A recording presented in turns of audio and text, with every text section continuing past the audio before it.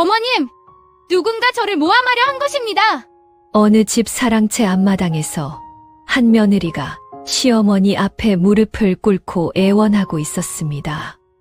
하지만 시어머니는 며느리의 말 따위는 들을 생각조차 하지 않았습니다. 당장 이 집에서 나가거라. 결국 며느리는 엄동설한 한겨울밤 갈 곳도 없이 집에서 쫓겨나고 맙니다. 그런데 놀랍게도 그 여인은 몇 년 뒤 궁궐에 나타나 병든 왕자의 맥을 짚게 됩니다. 버림받아 쫓겨난 며느리가 어찌하여 궁궐 의원의 자리에 서게 된 것일까요? 지금부터 그 기막힌 사연을 들려드리겠습니다. 밤마실 야담일 찾아주셔서 감사합니다. 구독과 좋아요는 큰 힘이 됩니다. 오늘 이야기 시작하겠습니다.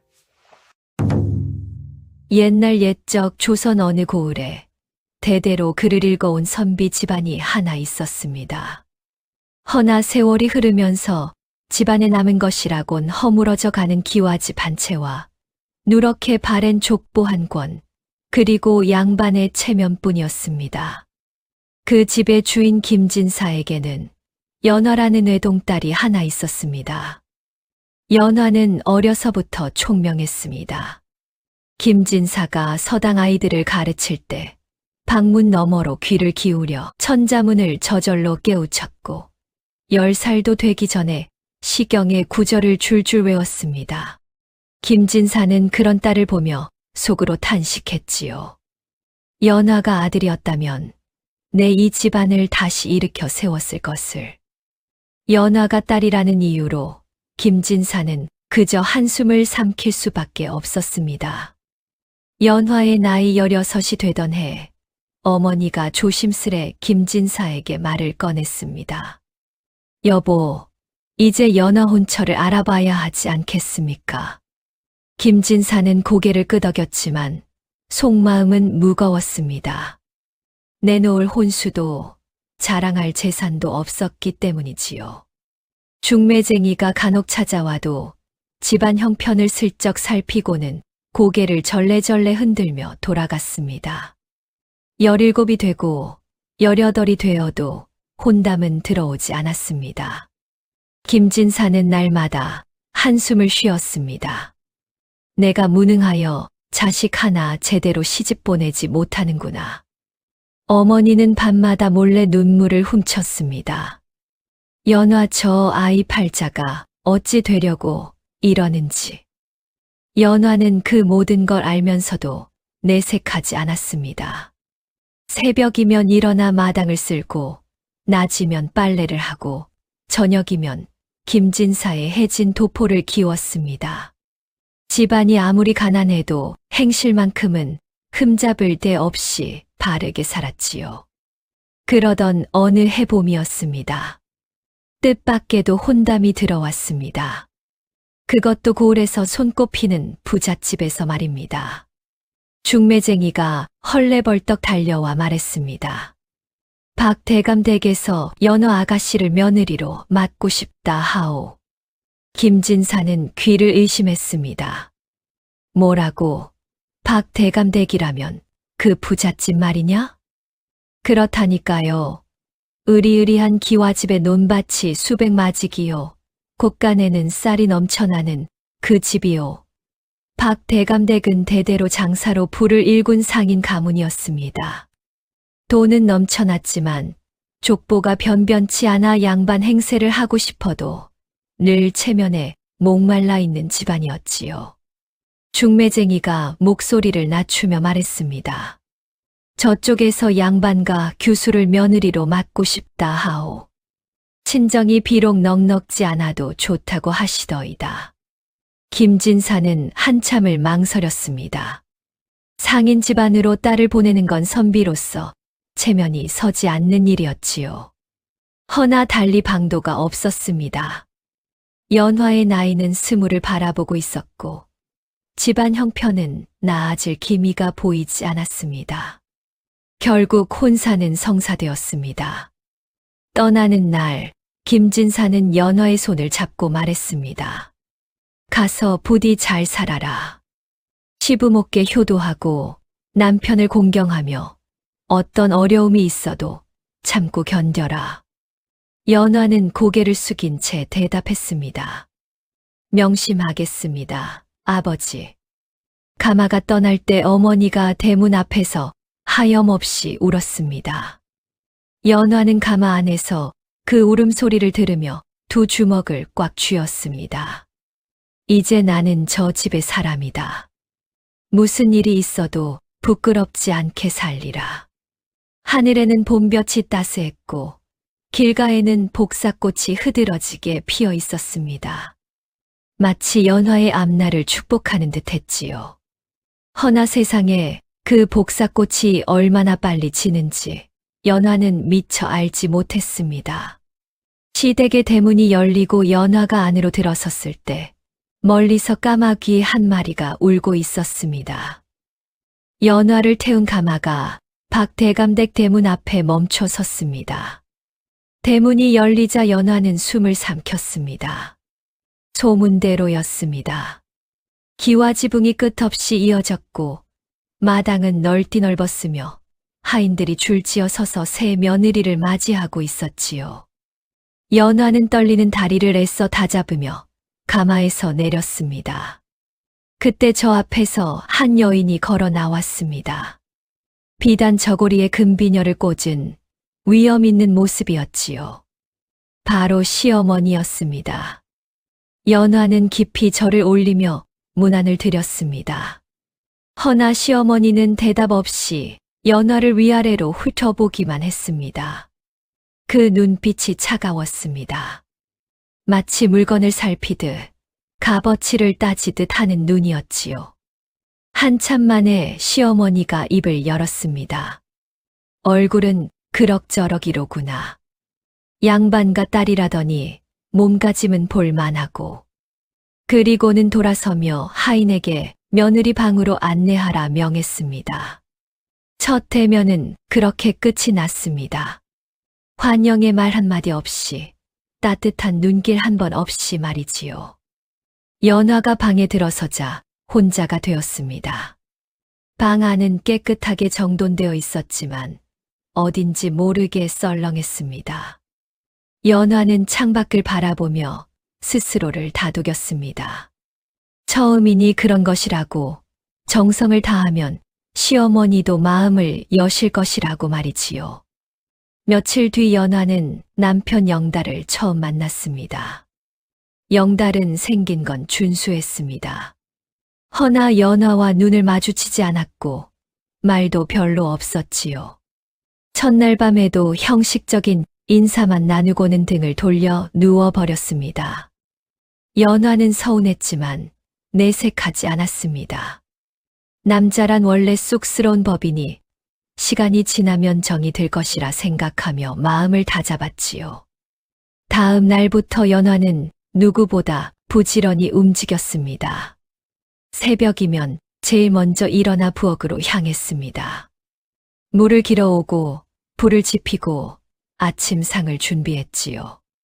시어머니 수라상에 올릴 반찬 하나도 허투루 만들지 않았습니다. 나물 하나를 무쳐도 정성을 다했고 국 하나를 끓여도 간을 수십 번 맞추었습니다.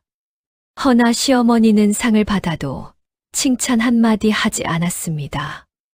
젓가락을 들어 반찬을 한 입 집어 먹고는 아무 말 없이 상을 밀어낼 뿐이었지요. 칭찬도 없고 질책도 없었습니다. 그저 그뿐이었습니다. 그날 밤 연화는 부엌에서 설거지를 하던 하인에게 조심스레 물었습니다. 오늘 아침상에 무엇이 잘못되었느냐고 말이지요. 하인은 고개를 저으며 잘못된 건 없었다고 했습니다. 다만 마님께서 원래 그러하시다고 새 며느리를 좋아하신 적이 없다고 했지요. 연화가 그게 무슨 말이냐 묻자 하인이 주위를 살피며 목소리를 낮추었습니다. 도련님께서 전에도 혼담이 오간 적이 있었다고 했습니다. 허나 시어머니께서 번번이 트집을 잡아 깨뜨리셨다고요. 이번 혼사가 성사된 건 시어머니께서 직접 고르셨기 때문이라 했습니다. 연화는 가슴이 철렁했습니다. 왜 직접 고르셨느냐 묻자 하인이 고개를 푹 숙이며 대답했습니다. 마님께서 그러셨다 합니다. 가난한 양반집 딸이면 기가 죽어 있을 테니 다루기 쉬울 것이라고요. 연화는 그 자리에서 멍하니 굳어버렸습니다. 그제야 모든 것이 이해되었습니다. 왜 하필 자신이었는지, 왜 집안 형편 따위는 상관없다 했는지, 왜 첫날부터 시어머니의 눈빛이 그토록 차가웠는지 말이지요. 이 혼사는 처음부터 사랑이 아니었습니다. 정도 아니었습니다. 오직 계산이었습니다. 가난한 집딸이니 고분고분할 것이고 친정에 힘이 없으니 함부로 해도 하소연할 곳이 없을 것이라는 그런 차가운 샘속 위에 이루어진 혼사였던 것입니다. 연화는 한참을 그 자리에 서 있었습니다. 가슴이 먹먹했습니다. 눈물이 차올랐지만 연화는 이를 악물었습니다. 울면 지는 것이었습니다. 무너지면 끝이었습니다. 연화는 스스로에게 다짐했습니다. 그래, 이것이 내 처지로구나. 그렇다 해도 나는 나답게 살 것이다. 정성을 다하고 예를 다하고 떳떳하게 살 것이다. 그것이 내가 할 수 있는 전부라면 나는 그 전부를 다할 것이라고 말이지요. 연화는 눈물을 삼키고 다시 부엌으로 향했습니다. 그날 밤 차가운 달빛이 마당을 비추고 있었습니다. 연화는 우물가에서 손을 씻으며 하늘을 올려다보았습니다. 달은 둥글고 밝았지만 연화의 마음은 어둡고 무거웠습니다. 그렇게 한 해가 지나고 두 해가 지났습니다. 연화는 변함없이 새벽같이 일어나 부엌 일을 했습니다. 시어머니 밥상에 정성을 다했고 집안 구석구석 깨끗이 쓸고 닦았지요. 어떤 일에도 불평 한마디 하지 않았고 어떤 구박에도 대꾸 한마디 하지 않았습니다. 허나 시어머니의 마음은 조금도 풀리지 않았습니다. 오히려 시간이 지날수록 시어머니의 눈초리는 더 차가워졌지요. 처음엔 그저 무심하게 대했던 것이 이제는 노골적인 불만으로 바뀌어 갔습니다. 아이가 없다라는 이유 하나였습니다. 시집 온 지 1년이 지나도 소식이 없었고 2년이 지나도 마찬가지였습니다. 3년째가 되자 시어머니의 입에서 한숨이 터져 나오기 시작했지요. 시어머니는 처음엔 은근히 말했습니다. 언제쯤 좋은 소식을 들을 수 있겠느냐고, 집안대를 이을 아이가 있어야 하지 않겠느냐고 말이지요. 연화는 고개를 숙인 채 죄송하다는 말밖에 할 수 없었습니다. 그러나 시어머니의 말은 점점 거칠어졌습니다. 하루는 아침상을 물리며 시어머니가 말했습니다. 밥상은 차릴 줄 알면서 배는 왜 비어 있느냐. 또 하루는 마당을 쓸고 있는 연화에게 시어머니가 지나가며 말했습니다. 쓸고 닦는 건 하인도 하는 일이다. 며느리가 할 일은 따로 있는 것 아니더냐. 연화는 그때마다 고개를 숙이고 입을 다물었습니다. 변명할 말도 없었고 변명한다 해서 달라질 것도 없었지요. 남편 영달은 처음엔 연화를 감싸주는 듯 했습니다. 시어머니가 심하게 구박할 때면 슬쩍 연화 편을 들기도 했지요. 허나 그것도 처음뿐이었습니다. 시간이 지나면서 영달은 점점 입을 닫았습니다. 시어머니 앞에서는 아무 말도 하지 않았고 연화와 단둘이 있을 때도 눈을 피했지요. 어머니 눈치를 보느라 아내를 외면하는 그런 남자가 되어 가고 있었습니다. 어느 날 밤 연화가 조심스레 남편에게 말을 꺼냈습니다. 아이가 생기지 않는 건 자신도 마음이 아프다고, 허나 조금만 더 기다려 달라고 말이지요. 영달은 한참을 침묵하다가 등을 돌리며 대답했습니다. 나도 어머니께 드릴 말씀이 없소. 그 한마디가 전부였습니다. 위로도 다독임도 함께 이겨내자는 말도 없었지요. 연화는 그날 밤 이불을 뒤집어 쓰고 소리 없이 울었습니다. 3년이 지나고 4년째가 되자 시어머니의 구박은 더욱 심해졌습니다. 밥상이 점점 초라해졌습니다. 처음엔 반찬 가짓수가 줄더니 나중엔 밥그릇 크기마저 작아졌지요. 하인들조차 연화를 함부로 대하기 시작했습니다. 시어머니가 며느리를 천대하니 아래 것들도 눈치를 본 것입니다. 작은 실수 하나에도 호된 꾸중이 쏟아졌습니다. 국이 조금 짜면 입맛도 모르는 것이라 했고 빨래에 주름이 있으면 손버릇이 게으르다 했지요. 마당에 낙엽 하나 떨어져 있어도 눈에 쌍심지를 켜고 연화를 불러 세웠습니다. 그러던 어느 날이었습니다. 시어머니가 마을 사람들을 집으로 불러 잔치를 열었습니다. 무슨 잔치였느냐고요? 딱히 이유는 없었습니다. 그저 자신의 부를 자랑하고 싶었던 것이지요. 마을 부인네들이 모여 앉아 음식을 먹고 이야기를 나누었습니다. 연화는 부엌에서 쉴 새 없이 음식을 나르고 다과상을 차렸지요. 그때 시어머니가 큰 소리로 말했습니다. 우리 며느리가 얼굴은 볼만하지요? 허나 아무 소용없다오. 방 안이 조용해졌습니다. 부인네들이 귀를 쫑긋 세웠지요. 시어머니가 부채로 입을 가리며 말을 이었습니다. 시집 온 지 4년이 다 되도록 아이 소식이 없으니 대를 이을 수가 없다오. 계집이 시집 와서 아이 하나 못 낳으면 그게 무슨 소용이겠소. 부인네들이 수군거리기 시작했습니다. 어떤 이는 혀를 끌끌 찾고 어떤 이는 안 됐다는 표정을 지었지요. 허나 그 눈빛 속에는 동정보다 구경거리를 보는 호기심이 더 많았습니다. 연화는 부엌에서 그 말을 고스란히 듣고 있었습니다. 손에 들고 있던 쟁반이 부들부들 떨렸습니다. 눈앞이 아찔해질 만큼 참담했지요.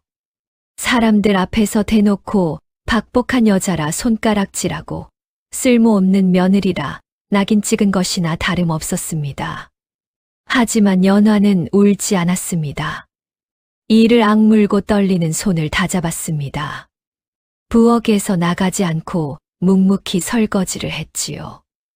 눈물이 볼을 타고 흘러내렸지만 소리내어 울지는 않았습니다. 그날 밤 연화는 뒷마당 구석에 홀로 앉아 하늘을 올려다보았습니다. 별이 총총했습니다. 아무 일 없다는 듯 반짝이고 있었지요. 연화는 가만히 생각했습니다. 대체 제가 무엇을 그리 잘못했단 말인가? 시키는 일은 하나도 거르지 않았고 예의 또한 다 지켰으며 밤낮 없이 몸을 아끼지 않고 일해왔습니다. 그런데도 아이가 없다는 이유 하나만으로 이 집에서는 사람 대접조차 받지 못하고 있었던 것입니다. 끝내 연화는 두 무릎을 끌어안은 채 그 위에 고개를 깊이 묻었습니다. 늦가을 어느 날 시어머니가 아끼던 폐물 하나가 사라진 것입니다. 금비녀도 아니고 은가락지도 아닌 집안 대대로 내려오던 옥비취 놀이개였지요. 시어머니가 시집 올 때 친정어머니에게 물려받은 것으로 값으로 따지면 논면 맞이기는 좋게 되는 귀한 물건이었습니다. 아침에 시어머니가 장롱을 열었다가 비명을 질렀습니다. 놀이개가 없다. 내 놀이개가 없어. 온 집안이 발칵 뒤집어졌습니다. 하인들이 우르르 몰려들었고 영달도 놀라 달려왔지요. 시어머니는 얼굴이 시뻘겋게 달아올라 소리를 질렀습니다. 당장 집 안 구석구석을 뒤지라는 명이 떨어졌습니다. 하인들이 부엌을 뒤지고 창고를 뒤지고 행랑채를 뒤졌습니다. 허나 놀이개는 나오지 않았지요. 그때 시어머니가 차가운 눈빛으로 연화를 바라보았습니다. 며느리 방은 뒤졌느냐? 하인들이 머뭇거렸습니다. 아무리 그래도 며느리 방을 함부로 뒤지는 건 예의에 어긋나는 일이었지요. 허나 시어머니는 눈을 부라리며 다그쳤습니다. 뭘 꾸물거리느냐? 당장 뒤져보지 못할까? 연화는 아무 말도 하지 않았습니다. 하인들이 자신의 방으로 들어가는 것을 묵묵히 지켜보았지요. 결백했기 때문입니다. 남의 물건에 손을 댄 적이 없으니 나올 것도 없다고 생각했습니다. 그런데 이게 웬일이었을까요? 방 안을 뒤지던 하인이 이불장 깊숙한 곳에서 무언가를 꺼내 들었습니다. 바로 그 옥비추 놀이개였습니다. 여기 있습니다. 마님, 여기서 나왔습니다. 연화는 눈앞이 캄캄해졌습니다. 그럴 리가 없었습니다. 자신은 그 놀이개를 만져본 적도, 가까이 간 적도 없었지요. 시어머니가 놀이개를 낚아채며 연화에게 다가왔습니다. 이게 어찌 된 일이냐? 내 방에서 이것이 나왔다. 연화는 떨리는 목소리로 대답했습니다. 어머님, 저는 모르는 일입니다. 저는 그 놀이개를 만진 적이 없습니다. 만진 적이 없다고? 그럼 이게 제 발로 걸어 들어갔단 말이냐? 시어머니의 목소리가 온 집 안에 울려 퍼졌습니다. 하인들이 수군거리기 시작했고 마당에는 구경꾼들이 하나둘 모여들었지요. 연화는 무릎을 꿇고 다시 호소했습니다. 어머님, 정녕 저는 모르는 일입니다. 누군가 저를 모함하려 한 것입니다. 시어머니는 콧방귀를 뀌었습니다. 모함? 누가 너를 모함한단 말이냐? 증거가 내 방에서 나왔는데 무슨 말이 더 필요하더냐? 그때 영달이 앞으로 나섰습니다. 연화는 한 가닥 희망을 품고 남편을 바라보았지요. 제발 한마디만, 아내가 그럴 사람이 아니라는 말 한마디만 해달라고 눈으로 애원했습니다. 허나 영달은 고개를 돌렸습니다. 연화와 눈을 마주치지 않았지요. 그리고는 한 발짝 뒤로 물러서며 입을 다물어 버렸습니다. 연화의 가슴에서 무언가가 무너져 내렸습니다. 시어머니가 연화를 바라보며 말했습니다. 네, 처음부터 알아보았다. 가난한 집 딸이라 욕심이 많을 줄 알았지. 아이도 못 낳고 이제는 남의 물건에까지 손을 대다니. 이런 년을 며느리로 들인 내 불찰이로구나. 그날 저녁 시어머니는 집안 어른들을 불러 모았습니다. 연화를 도둑년으로 몰아세우기 위함이었지요. 집안 어른들 앞에서 시어머니는 놀이개가 며느리 방에서 나왔다며 목소리를 높였습니다. 이런 여자를 어찌 며느리로 두겠습니까? 집안 망신이요, 문중 치욕입니다. 집안 어른들은 고개를 끄덕였습니다. 증거가 나왔으니 달리 할 말이 없었지요. 연화가 아무리 억울함을 호소해도 아무도 귀 기울이지 않았습니다. 그날 밤 연화는 방 안에 갇혀 있었습니다. 어둠 속에서 연화는 생각했습니다. 누가 놀이개를 자신의 방에 넣었을까? 왜 그런 짓을 했을까? 답은 뻔했습니다. 시어머니가 자신을 내쫓을 구실을 찾고 있었다는 것을 연화도 알고 있었지요. 허나 증거가 없었습니다. 누가 넣었는지 본 사람도 없고 증언해 줄 사람도 없었습니다. 연화는 창밖을 바라보았습니다. 희미한 달빛이 창살을 타고 방 안으로 스며들었습니다. 문득 살갗을 스치는 바람이 차게 느껴지자 연화는 깨달았습니다. 이제 이 집 어디에도 자신이 기댈 곳은 없다는 것을요. 발버둥 칠수록 깊이 가라앉는 저 깊은 수렁 속에 이미 빠져버렸음을 그녀는 비로소 직감했습니다. 연화는 두 손을 모아 쥐고 눈을 감았습니다. 이것이 자신의 운명인가? 아무 죄 없이 죄인이 되어야 하는 것인가? 연화는 스스로에게 물었지만 대답은 돌아오지 않았습니다. 다음 날 아침 시어머니가 연화를 대청마루로 불러 세웠습니다. 마당에는 하인들이 늘어서 있었고 영달도 한쪽에 서 있었지요. 연화는 무거운 발걸음으로 대청마루 앞에 섰습니다. 무슨 일이 벌어질지 짐작하고 있었지만 그래도 한 가닥 희망을 버리지 못했습니다. 시어머니가 차가운 목소리로 입을 열었습니다. 어젯밤 집안 어른들과 의논했다. 도둑질한 며느리를 이 집에 둘 수 없다는 결론이 났다. 연화는 무릎을 꿇으며 호소했습니다. 어머님, 저는 정령 도둑질을 하지 않았습니다. 제발 다시 한번 살펴봐 주십시오. 시어머니는 코웃음을 쳤습니다. 증거가 내 방에서 나왔는데 무슨 말이 더 필요하더냐. 아이도 못 낳고 재물 욕심까지 있으니 이 집안을 망치려 드는 개로구나. 연화는 고개를 들어 남편을 바라보았습니다. 제발 한마디만 해달라고, 아내 편을 들어달라고 눈으로 애원했지요. 영달의 시선이 연화에게 머문 것은 아주 짧은 찰나였습니다. 이내 모질게 고개를 돌려버린 그는 무슨 말인가 하려는 듯 애처롭게 입술을 달싹이다 끝내 굳게 다물고 말았지요. 두 사람의 가슴 시린 인연은 정녕 그것으로 끝이 나버렸습니다. 시어머니가 손을 휘저으며 말했습니다. 당장 이 집에서 나가거라. 내가 가져온 것만 챙겨서 썩 꺼지거라. 연화는 더 이상 말하지 않았습니다. 말해봐야 소용없다는 걸 알았기 때문이지요. 천천히 일어나 방으로 향했습니다. 가져온 것이라고는 낡은 옷까지 몇 벌이 전부였습니다. 보따리 하나를 챙기는데 손이 떨렸습니다. 눈물이 흘러내렸지만 연화는 소리내어 울지 않았습니다. 이 집 사람들 앞에서 울고 싶지 않았지요. 대문을 나설 때 뒤를 돌아보았습니다. 영달이 멀찍이 서서 이쪽을 바라보고 있었습니다. 허나 한 발짝도 다가오지 않았지요. 손 한 번 흔들지 않았고 미안하다는 말 한마디 하지 않았습니다.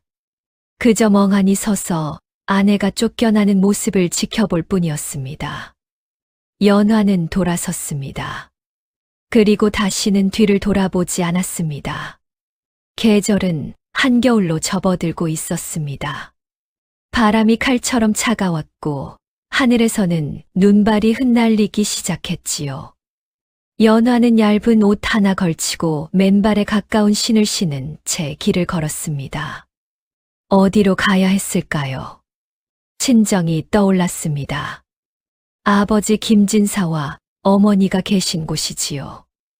허나 연화는 발걸음을 옮기지 못했습니다. 도둑 누명을 쓴 채 돌아가면 아버지의 명예까지 짓밟힐 것이 뻔했습니다. 양반가의 딸이 도둑질을 했다는 소문이 퍼지면 김진사는 고을에서 고개를 들고 다니지 못할 것이었지요. 연화는 갈 곳이 없었습니다. 마을을 벗어나 산길로 접어들었습니다. 어디로 가는지도 모른 채 그저 걸었지요. 해가 지고 어둠이 내려도 걸었습니다. 배가 고파도 걸었고 발이 얼어붙어도 걸었습니다. 이틀이 지나고 사흘이 지났습니다. 연화의 몸은 한계에 다다르고 있었습니다. 며칠을 굶었고 잠도 제대로 자지 못했지요. 발은 피투성이었고 손은 동상에 걸려 감각이 없어졌습니다. 사흘째 되는 날 밤 눈보라가 몰아쳤습니다. 바람이 사방에서 휘몰아쳤고 눈이 쏟아져 앞을 분간할 수 없었지요. 연화는 더 이상 걸을 수 없었습니다. 다리가 풀리고 무릎이 꺾였습니다. 쓰러지기 직전 연화는 생각했습니다. 이대로 죽는 것인가? 아무 죄도 없이 쫓겨나서 이름 없는 산길에서 얼어 죽는 것인가? 억울했습니다. 분했습니다. 허나 몸이 말을 듣지 않았지요. 연화는 눈 위에 쓰러졌습니다. 차가웠습니다. 온몸이 얼음장 같았지요. 눈을 감으니 의식이 점점 멀어져 갔습니다. 그때였습니다. 희미하게 불빛이 보였습니다. 멀리 산속 어딘가에서 깜빡이는 불빛이었지요. 연화는 그 불빛을 향해 손을 뻗었습니다. 허나 손가락 하나 움직일 힘이 없었습니다. 그리고 연화는 의식을 잃었습니다. 얼마나 지났을까요? 연화가 다시 눈을 떴을 때 따뜻한 온기가 느껴졌습니다. 몸 위에 두꺼운 이불이 덮여 있었고 옆에서는 장작이 타닥타닥 타는 소리가 들렸지요. 연화는 고개를 돌렸습니다. 낡은 초가집이었습니다. 방 안에는 약초 냄새가 가득했고 한쪽 벽에는 말린 약초 다발이 빼곡하게 걸려 있었지요. 그리고 그 앞에 한 노인이 앉아 있었습니다. 백발의 수염이 희끗희끗한 노인이었습니다. 연화를 내려다보는 눈빛이 깊고 고요했지요. 노인이 입을 열었습니다. 깨어났구나. 연화는 대답하려 했지만 목소리가 나오지 않았습니다. 그저 눈만 끔뻑일 뿐이었지요. 노인이 고개를 끄덕이며 말했습니다. 말하지 않아도 된다. 우선 몸부터 추스르거라. 연화는 다시 눈을 감았습니다. 죽은 줄 알았는데 살아 있었습니다. 이 낯선 산속 초가에서 이름 모를 노인 덕분에 목숨을 건진 것이지요. 며칠이 지나서야 연화는 겨우 몸을 일으킬 수 있었습니다. 노인은 그동안 연화에게 따뜻한 죽을 먹이고 약탕을 다려 먹였지요. 동상에 걸린 손과 발에는 약초를 지식여 붙여 주었고 열이 오르면 밤새 이마를 짚어 주었습니다. 연화는 노인에게 묻고 싶은 것이 많았습니다. 누구인지, 왜 자신을 살려주었는지, 이곳이 어디인지 말이지요. 허나 노인은 먼저 묻지 않았고 연화도 선뜻 입을 열지 못했습니다. 몸이 어느 정도 회복되자 연화는 조심스레 입을 열었습니다. 살려주셔서 감사합니다. 은혜를 어찌 갚아야 할지 모르겠습니다. 노인은 약초를 다듬던 손을 멈추고 연화를 바라보았습니다. 갚을 것 없다. 죽어가는 사람을 살린 것뿐이니. 연화는 고개를 숙였습니다. 그리고 한참을 망설이다가 물었지요. 어르신은 누구십니까? 이 깊은 산 속에서 홀로 사시는 연유가 무엇입니까? 노인은 한참 동안 대답하지 않았습니다. 창밖을 바라보며 무언가를 생각하는 듯 했지요. 그리고 나서 천천히 입을 열었습니다. 나는 한때 궁에서 어이로 있었던 사람이다. 연화는 깜짝 놀랐습니다. 어이라면 임금의 병을 돌보는 최고의 의원이 아니던가요? 노인이 말을 이었습니다. 허나 권세가의 미움을 사 당파 싸움에 휘말렸지. 목숨을 부지하려면 모든 것을 버리고 떠나야 했다. 그래서 이 산속으로 숨어든 것이다. 노인은 담담하게 말했지만 그 안에 담긴 사연은 결코 가볍지 않았습니다. 연화는 노인의 눈빛에서 깊은 상처와 오랜 세월의 무게를 읽을 수 있었지요. 노인이 연화를 바라보며 물었습니다. 너는 어쩌다 그 지경이 되어 산속을 헤매고 있었느냐? 연화는 한참을 망설였습니다. 부끄러웠고 창피했지요. 도둑 누명을 쓰고 쫓겨났다는 말을 어찌 입에 담을 수 있겠습니까? 허나 노인의 눈빛이 따뜻했습니다. 캐묻는 눈이 아니라 그저 기다려주는 눈이었지요. 연화는 결국 입을 열었습니다. 시집살이 이야기, 시어머니의 구박, 도둑 누명, 그리고 쫓겨난 날 밤의 이야기까지 모두 털어놓았습니다. 이야기를 마쳤을 때 연화의 볼 위로 눈물이 흘러내렸습니다.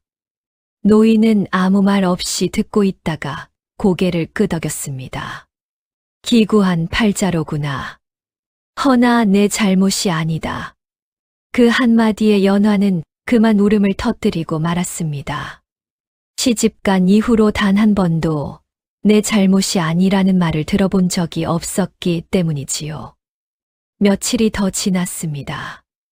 연화는 몸이 회복되자 가만히 있을 수가 없었습니다. 은혜를 갚고 싶었지요. 아침이면 일어나 마당을 쓸고 빨래를 했습니다. 노인이 약초를 캐러 나가면 밥을 지어 놓았고 돌아오면 따뜻한 물을 떠다 드렸습니다. 노인은 처음에는 그만두라고 했습니다. 몸이 다 낫지도 않았는데 무리하지 말라고 말이지요. 허나 연화는 듣지 않았습니다. 가만히 앉아서 신세만 지고 있을 수는 없었습니다. 어느 날 노인이 약초를 다듬고 있을 때였습니다. 연화가 옆에서 지켜보다가 자연스레 손을 뻗어 약초를 집어들었습니다. 노인이 하는 대로 따라 해보았지요. 줄기를 다듬고 잎을 분리하고 뿌리를 손질했습니다. 노인이 연화의 손놀림을 유심히 바라보았습니다. 전에 약초를 다뤄본 적이 있느냐? 연화는 고개를 저었습니다. 없습니다. 그저 어르신께서 하시는 것을 보고 따라 한 것뿐입니다. 노인의 눈빛이 달라졌습니다. 연화의 손을 잡아 맥을 짚어보더니 고개를 갸웃거렸지요. 이상하구나. 연화가 물었습니다. 무엇이 이상하십니까? 노인이 대답했습니다. 내 손끝이 예사롭지 않다. 맥의 흐름을 본능적으로 따라가는 손이로구나. 타고난 것이다. 연화는 무슨 말인지 이해하지 못했습니다. 허나 노인은 무언가를 결심한 듯 고개를 끄덕이며 말했습니다. 하늘이 너를 살려둔 까닭이 따로 있었구나. 그날 이후로 노인은 연화에게 의술을 가르치기 시작했습니다. 처음에는 약초 이름을 외우는 것부터 시작했습니다. 산에서 나는 풀 하나하나에 이름이 있었고 쓰임새가 달랐지요. 연화는 한 번 들으면 잊지 않았습니다. 노인이 놀랄 정도였지요. 다음에는 탕약 다리는 법을 배웠습니다. 불의 색이, 물의 양, 끓이는 시간까지 모든 것이 중요했습니다. 연화는 실수 없이 익혀나갔지요. 그리고 마침내 맥을 짚는 법을 배우기 시작했습니다. 노인이 연화의 손목을 잡고 말했습니다. 맥은 거짓말을 하지 않는다.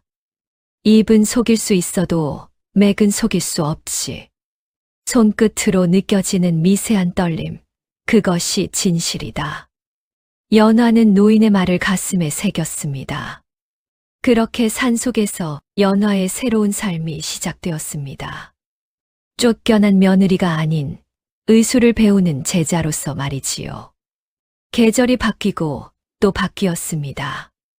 봄이 오면 연화는 노인을 따라 산을 누비며 약초를 캤습니다. 여름이면 캐온 약초를 말리고 분류했지요. 가을이면 탕약을 다리는 법을 익혔고 겨울이면 의서를 읽으며 이치를 깨우쳤습니다. 노인은 엄한 스승이었습니다. 약초 하나를 잘못 구분하면 호되게 꾸짖었고 탕약의 불 조절을 잘못하면 처음부터 다시 시키곤 했지요. 허나 연화는 불평하지 않았습니다. 오히려 배움에 목말라 있었습니다. 시댁에서 보낸 세월 동안 죽어있던 무언가가 다시 살아나는 느낌이었지요. 노인은 연화를 가르치면서 점점 놀라움을 감추지 못했습니다. 한 번 가르친 것은 두 번 다시 말할 필요가 없었습니다. 연화는 보고 들은 것을 고스란히 기억했지요. 약초 수백 가지의 이름과 효능을 단숨에 외웠고 복잡한 처방의 배합도 한 번 보면 잊지 않았습니다. 허나 진짜 놀라운 것은 따로 있었습니다. 어느 날 노인이 연화에게 자신의 손목을 내밀었습니다. 맥을 짚어보거라. 연화는 조심스럽게 노인의 손목을 잡았습니다. 처음 해보는 일이었지요. 손끝에 온 신경을 집중했습니다. 희미하게 무언가가 느껴졌습니다. 두근두근 뛰는 맥박 속에 미세한 흐름이 있었지요. 연화가 천천히 입을 열었습니다. 맥이 고르지 않습니다. 중간중간 막히는 듯한 느낌이 있습니다. 혹시 가슴 쪽에 오래된 병이 있으신 것 아닙니까? 노인의 눈이 커졌습니다. 내가 그것을 느꼈단 말이냐. 연화는 자신이 틀렸나 싶어 움츠러들었습니다. 허나 노인은 고개를 끄덕이며 말했습니다. 맞다. 오래전에 앓은 병이 있지. 허나 그것을 맥만으로 알아내다니. 노인은 한참 동안 연화를 바라보았습니다. 그리고 나서 중얼거렸지요. 내가 이 경지에 이르기까지 20년이 걸렸다. 허나 너는 단 몇 달 만에. 노인은 말끝을 흐렸습니다. 믿기 어려운 일이었기 때문이지요. 그 뒤로 노인은 연화에게 침술을 가르치기 시작했습니다. 침술이야말로 의술의 꽃이었습니다. 사람의 몸에는 수백 개의 혈자리가 있었고 각각의 혈자리는 서로 연결되어 있었지요. 잘못된 곳에 침을 놓으면 사람이 죽을 수도 있었습니다. 그만큼 어렵고 위험한 기술이었지요. 노인이 연화의 손에 침을 쥐어 주었습니다. 침은 칼과 같다. 살릴 수도 있고 죽일 수도 있지. 손끝의 힘 조절, 침을 놓는 깊이, 각도, 모든 것이 중요하다. 연화는 고개를 끄덕였습니다. 노인이 자신의 팔뚝을 내밀었습니다. 여기 합곡혈이 있다. 놓아보거라. 연화는 침을 들었습니다. 손이 떨렸지요. 스승의 몸에 침을 놓는다는 것이 두려웠습니다. 허나 숨을 고르고 집중했습니다. 손끝에 온 신경을 모으고 천천히 침을 내려놓았지요. 침이 살을 뚫고 들어갔습니다. 노인이 눈을 감고 있다가 천천히 떴습니다. 깊이가 정확하구나. 각도도 틀리지 않았다. 연화는 안도의 한숨을 내쉬었습니다. 그날 이후로 연화는 침술에 몰두했습니다. 노인이 수십 년에 걸쳐 익힌 기술을 연화는 마치 몸이 먼저 기억하는 듯 빠르게 익혀나갔지요. 손끝의 힘 조절, 침의 깊이, 맥의 미세한 변화에 대한 감각이 남달랐습니다. 노인은 연화를 가르치면서 여러 번 탄식했습니다. 하늘이 내린 재주로구나. 내가 평생 갈고 닦은 것을 너는 몇 년 만에 따라잡는구나. 어느 날 산 아래 마을에서 사람이 찾아왔습니다. 아이가 고열에 시달린다고 했지요. 마을에 의원이 없어 손을 쓸 수가 없다고 제발 도와달라고 애원했습니다. 노인은 몸이 불편하여 산을 내려갈 수 없었습니다. 대신 연화를 보냈지요. 연화는 떨리는 마음으로 마을로 내려갔습니다. 아이를 보니 얼굴이 붉게 달아올라 있었고 온몸이 불덩이처럼 뜨거웠지요. 연화는 아이의 맥을 짚었습니다. 열이 속에서 치솟고 있었지만 근본은 체한 것이 막혀 있기 때문이었지요. 연화는 침을 꺼내 들었습니다. 한 자리, 두 자리, 세 자리. 막힌 기혈을 뚫어주었지요. 잠시 후 아이의 이마에서 땀이 송글송글 맺히더니 열이 서서히 내리기 시작했습니다. 아이의 어머니가 연화의 손을 붙잡고 울었습니다. 은혜를 어찌 갚아야 할지 모르겠습니다. 연화는 처음으로 느꼈습니다. 자신의 손이 사람을 살릴 수 있다는 것을. 그것이 얼마나 귀한 일인지를 말이지요. 산으로 돌아온 연화에게 노인이 물었습니다. 어땠느냐? 연화가 대답했습니다. 무섭기도 했지만 살아있다는 느낌이 들었습니다. 노인이 빙그레 웃었습니다. 그것이 의원의 길이다.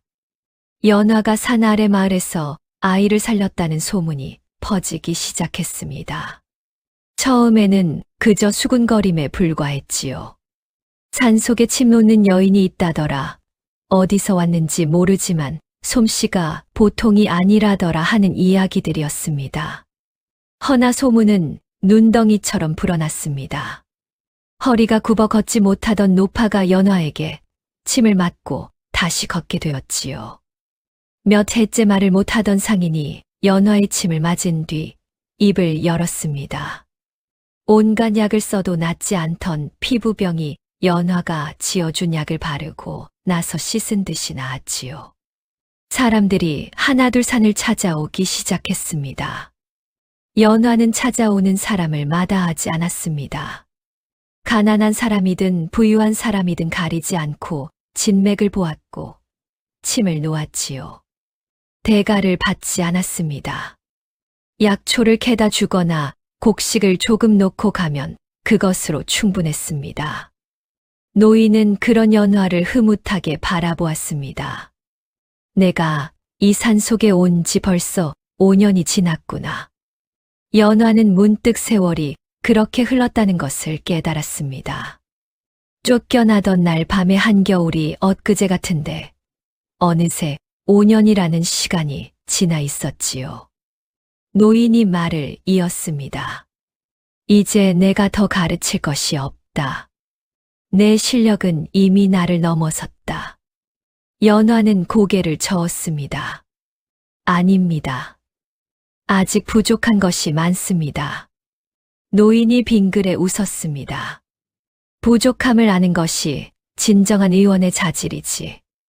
허나 이 좁은 산속에만 있어서는 안 된다. 내 재주는 더 넓은 세상에서 쓰여야 한다. 연화는 노인의 말뜻을 알 수 없었습니다. 그로부터 얼마 지나지 않아 낯선 손님이 산을 찾아왔습니다. 비단 옷을 입은 중년 사내였지요. 하인 둘을 데리고 험한 산길을 올라온 것을 보니 예사 인물이 아니었습니다. 사내가 노인 앞에 무릎을 꿇으며 말했습니다. 스승님, 그간 평안하셨습니까? 노인의 얼굴에 희미한 미소가 떠올랐습니다. 자네가 여기까지 찾아오다니. 무슨 일인가? 사내는 노인의 옛 제자였습니다. 지금은 내의원과 연이 닿아 있는 인물이었지요. 사내가 조심스레 입을 열었습니다. 산속에 침술이 뛰어난 여인이 있다는 소문이 궁까지 들어갔습니다. 혹시 그 여인이 스승님 제자입니까? 노인이 고개를 끄덕였습니다. 사내의 눈빛이 빛났습니다. 잘 되었습니다. 지금 궁에서 좀처럼 낫지 않는 병증이 있어 인재를 찾고 있습니다.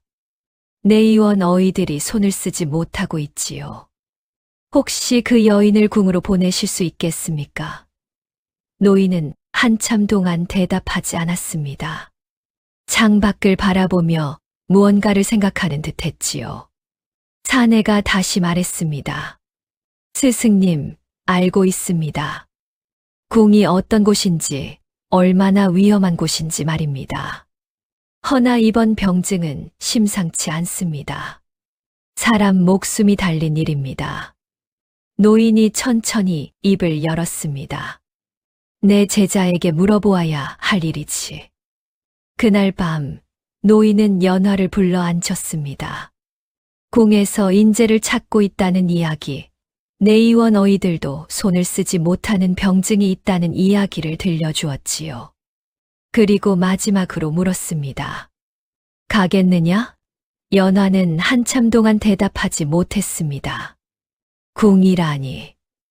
임금이 계신 곳이요. 온갖 권력이 얽히고 설킨 곳이지요. 한때 시댁에서 쫓겨났던 자신이 감히 발을 들일 수 있는 곳이 아니었습니다. 허나 동시에 다른 생각도 들었습니다. 사람 목숨이 달린 일이라 했지요. 자신의 손이 그 목숨을 살릴 수 있다면 외면해도 되는 것일까요? 연화가 입을 열었습니다. 두렵습니다. 허나, 가보겠습니다. 노인이 고개를 끄덕였습니다. 두려운 것이 당연하다. 궁은 험한 곳이지. 권력 다툼이 끊이지 않고 음모가 도사리고 있다. 허나 너는 해낼 수 있다. 연화는 노인의 손을 잡았습니다. 스승님, 은혜를 잊지 않겠습니다. 노인이 연화의 손을 가만히 쥐며 말했습니다. 은혜는 무슨? 내가 살아남은 것은 내 운명이고 내가 의수를 익힌 것도 내 운명이다. 이제 그 운명을 펼쳐보거라. 며칠 뒤 연화는 산을 내려갔습니다. 뒤를 돌아보니 노인이 초가집 앞에 서서 손을 흔들고 있었지요. 연화는 깊이 절을 올린 뒤 발걸음을 옮겼습니다. 5년 전 죽을 뻔한 몸으로 이 산에 들어왔을 때만 해도 상상하지 못했던 일이었습니다. 이제 연화는 궁으로 향하고 있었지요. 쫓겨난 며느리가 아닌 침수를 익힌 의녀로서 말입니다. 하늘에는 구름 한 점 없었습니다. 햇살이 연화의 앞길을 환하게 비추고 있었지요. 연화가 궁에 발을 들인 첫날, 하늘이 잔뜩 흐려 있었습니다. 궁궐은 산속과는 전혀 다른 세상이었지요. 높은 담장 끝없이 이어지는 기와지붕, 줄지어 선 내관과 궁녀들. 모든 것이 낯설고 위압적이었습니다. 연화는 정식 어이가 아니었습니다. 특별히 불려온 외부 침술가, 그것이 연화의 신분이었지요. 내의원 한쪽 구석의 작은 방 하나를 배정받았습니다. 첫날부터 분위기가 심상치 않았습니다. 내의원 어이들이 연화를 바라보는 눈빛이 차가웠지요. 수군거리는 소리가 들렸습니다. 여자가 의수를 한다니 산속에서 잡술이나 배워온 것이 아니겠느냐, 어디서 굴러온 천한 것이 감히 궁궐에 발을 들이느냐 하는 소리들이었습니다. 연화는 모른 척했습니다. 시댁에서 당한 멸시에 비하면 이 정도는 아무것도 아니었지요. 며칠이 지나자 본격적인 회방이 시작되었습니다. 연화가 진맥을 보려 하면 누군가 환자 기록을 빼돌렸습니다. 필요한 약재를 구하려 하면 이미 다 떨어졌다는 핑계가 돌아왔지요. 심지어 연화가 쓰는 침을 몰래 숨겨버리는 자도 있었습니다. 그 중심에 한 사람이 있었습니다. 중견어의 최의관이었지요. 내의원에서 잔뼈가 굵은 자였습니다. 그는 연화를 처음 본 순간부터 눈의 가시로 여겼지요. 여자 주제의 의수를 논한다는 것도 불쾌했고 산속 무명 여인의 소문이 궁까지 퍼졌다는 것도 심기가 불편했습니다. 최의관은 사사건건 연화를 방해했습니다. 어느 날 궁녀 하나가 심한 두통을 호소했습니다. 연화가 맥을 짚어보니 머리가 아픈 것이 아니라 목 뒤 기혈이 막혀 있는 것이었지요. 침을 놓으려는 순간 최의관이 끼어들었습니다.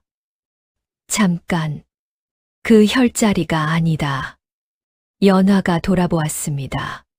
최의관이 비웃는 얼굴로 말했습니다. 두통에는 태양혈을 써야지. 그것도 모르느냐. 역시 산속에서 배운 것은 한계가 있구나. 연화는 대꾸하지 않았습니다. 묵묵히 자신이 짚은 혈자리에 침을 놓았지요. 잠시 후 궁녀의 얼굴에 화색이 돌았습니다.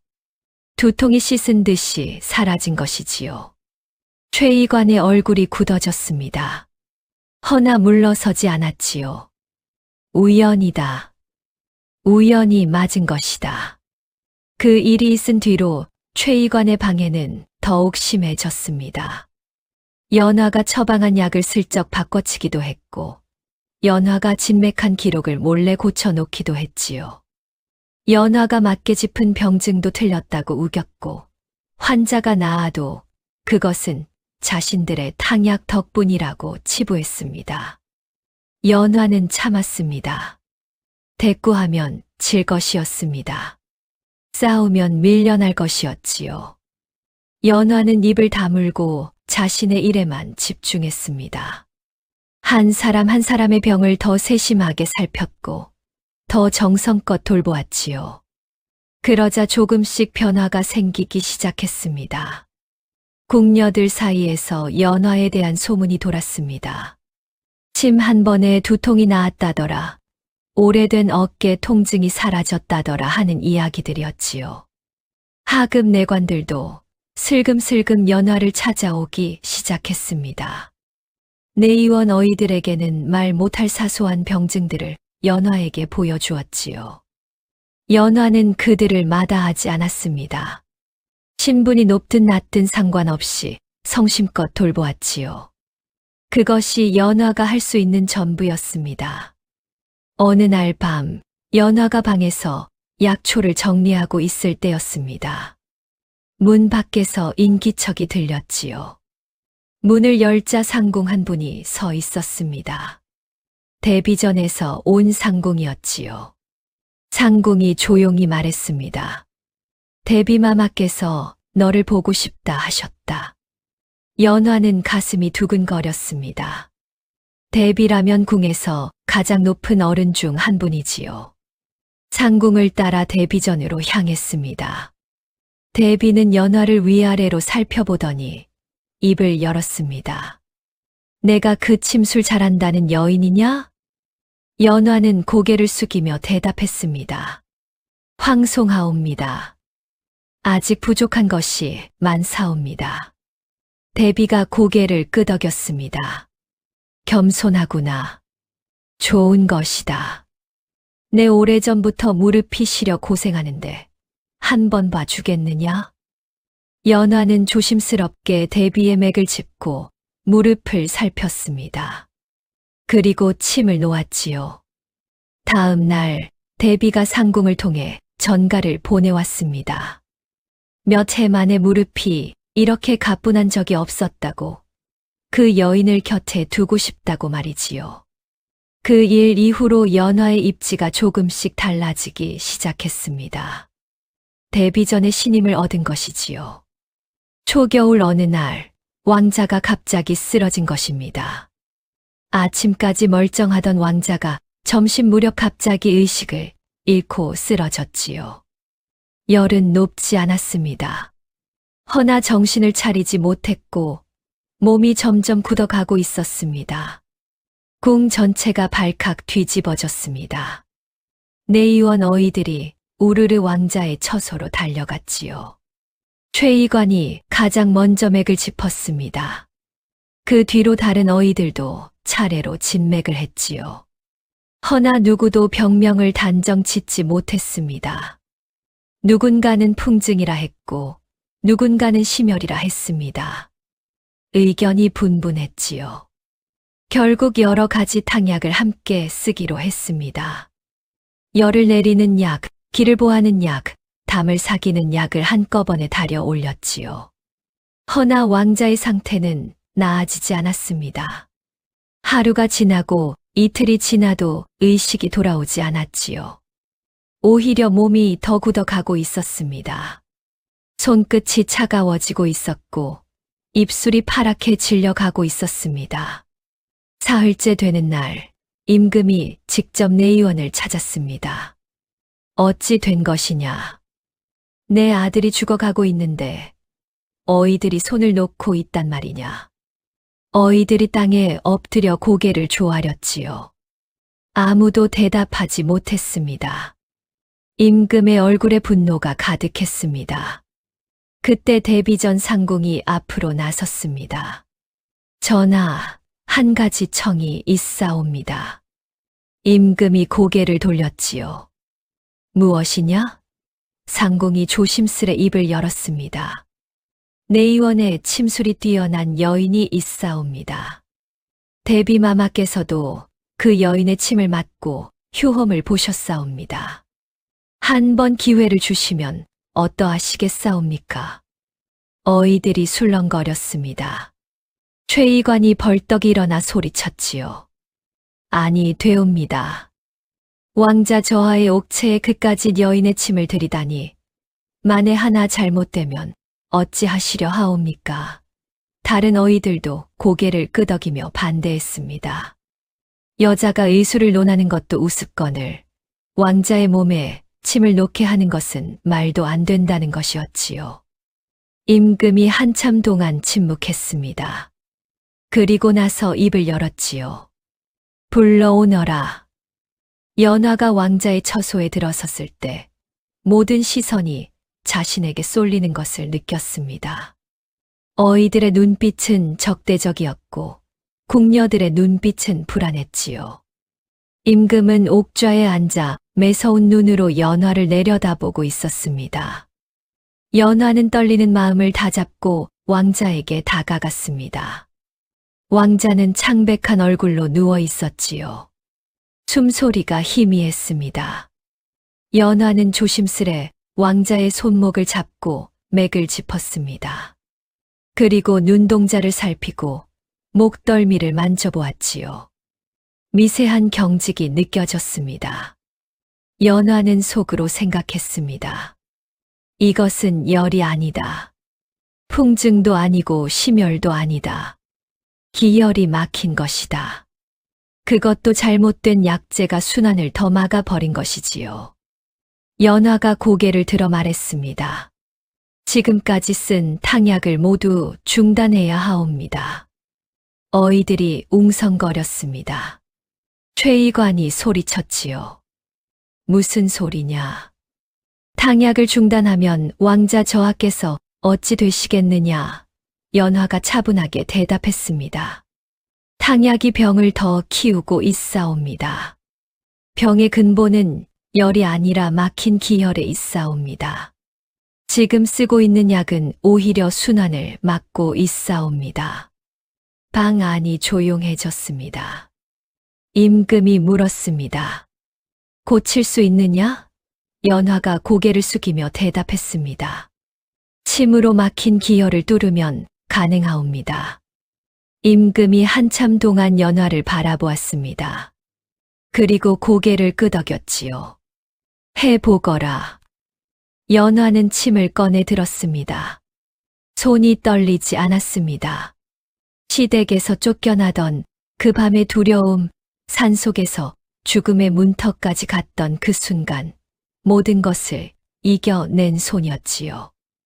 연화는 숨을 고르고 왕자의 혈자리를 짚었습니다. 한 자리 침이 들어갔습니다. 두 자리, 세 자리. 방 안에 정적이 흘렀습니다. 아무도 숨을 쉬지 않는 듯 했지요. 잠시 후 왕자의 굳어있던 손끝이 꿈틀거렸습니다. 미세하게, 아주 미세하게 움직인 것이지요. 연화는 침을 거두지 않고 맥의 흐름을 살폈습니다. 막혀있던 것이 조금씩 풀리고 있었습니다. 얼마나 지났을까요? 왕자가 희미하게 눈을 떴습니다. 임금이 벌떡 일어나 왕자에게 달려갔습니다. 궁녀들이 울음을 터뜨렸고 어이들은 멍하니 서 있었습니다. 최의관의 얼굴이 하얗게 질려 있었지요. 임금이 연화를 돌아보았습니다. 내 이름이 무엇이냐? 연화가 고개를 숙이며 대답했습니다. 연화라 하옵니다. 임금이 고개를 끄덕였습니다. 연화, 오늘 내가 내 아들을 살렸다. 이 은혜를 잊지 않겠다. 그 순간 연화는 더 이상 아이 못 낳는다고 쫓겨난 박복한 며느리가 아니었습니다. 도둑 누명을 쓰고 내쫓긴 불쌍한 여인도 아니었지요. 사람의 목숨을 살리는 손을 가진 의녀였습니다. 왕자를 살려 낸 침이었습니다. 궁이 인정한 이름 있는 의원이었지요. 연화는 고개를 숙인 채 눈물을 삼켰습니다. 스승의 말이 떠올랐습니다. 하늘이 너를 살려둔 까닭이 따로 있었다고 그 운명을 펼쳐보라고 했던 말이지요. 이제 연화는 알았습니다. 자신이 왜 살아남았는지, 왜 그 모진 세월을 견뎌야 했는지를 말이지요. 모든 고통에는 까닭이 있었고, 모든 눈물에는 의미가 있었습니다. 창 밖으로 햇살이 쏟아져 들어왔습니다. 며칠 뒤 연화는 임금께 청을 올렸습니다. 잠시 궁을 떠나 다녀올 곳이 있다고, 은혜를 갚아야 할 분이 계시다고 말이지요. 임금은 고개를 끄덕이며 허락했습니다. 연화는 산으로 향했습니다. 오랜만에 밟는 산길이었습니다. 가파른 길을 오르며 연화는 지난 세월을 떠올렸지요. 죽을 뻔한 몸으로 이 산에 들어왔던 그 겨울밤, 노인이 자신을 살려주던 그 순간을 말입니다. 초가집이 보였습니다. 예전 그대로였지요. 낡은 지붕, 마당 한쪽에 널린 약초 다발, 그리고 처마 밑에 앉아 약초를 다듬고 계신 스승의 뒷모습이 보였습니다. 연화는 발걸음을 멈추었습니다. 목이 메어왔지요. 눈물이 차올랐습니다. 노인이 고개를 돌렸습니다. 연화를 알아보고는 천천히 일어섰지요. 주름진 얼굴에 미소가 번졌습니다. 연화가 노인 앞에 무릎을 꿇었습니다. 스승님, 제가 왔습니다. 노인이 연화를 일으켜 세우며 말했습니다. 알고 있다. 소문이 여기까지 들리더구나. 왕자를 살렸다며. 연화가 고개를 숙였습니다. 모두 스승님 덕분입니다. 스승님께서 저를 살려주시지 않았다면 저는 그 겨울밤 산속에서 죽었을 것입니다. 스승님께서 의술을 가르쳐 주시지 않았다면 저는 아무것도 아닌 사람으로 남았을 것입니다. 노인이 고개를 저었습니다. 내가 한 것은 불씨를 지펴준 것뿐이다. 그 불씨를 키워 큰 불로 만든 것은 내 몫이지. 연화의 눈에서 눈물이 흘러내렸습니다. 스승님, 저는 이제 압니다. 왜 살아남았는지, 왜 그 모진 세월을 견뎌야 했는지를 말입니다. 모든 것이 스승님께로 오기 위한 길이었습니다. 노인이 연화의 어깨를 두드리며 말했습니다. 잘 살아남았다. 잘 버텨냈다. 이제 내 길을 가거라. 더 많은 사람을 살리거라. 그것이 나에게 갚는 은혜다. 연화는 깊이 절을 올렸습니다. 산을 내려오는 길, 연화는 뒤를 돌아보았습니다. 노인이 초가집 앞에 서서 손을 흔들고 있었지요. 5년 전 처음 이 산을 떠날 때와 같은 모습이었습니다. 연화는 다시 앞을 보며 걸었습니다. 하늘이 맑았습니다. 바람이 따스했지요. 쫓겨난 며느리는 이제 없었습니다. 도둑 누명을 쓴 불쌍한 여인도 없었지요. 오직 사람을 살리는 손을 가진 의녀, 연화만이 있었습니다. 그리고 연화의 이야기는 오래오래 전해져 내려왔다고 합니다.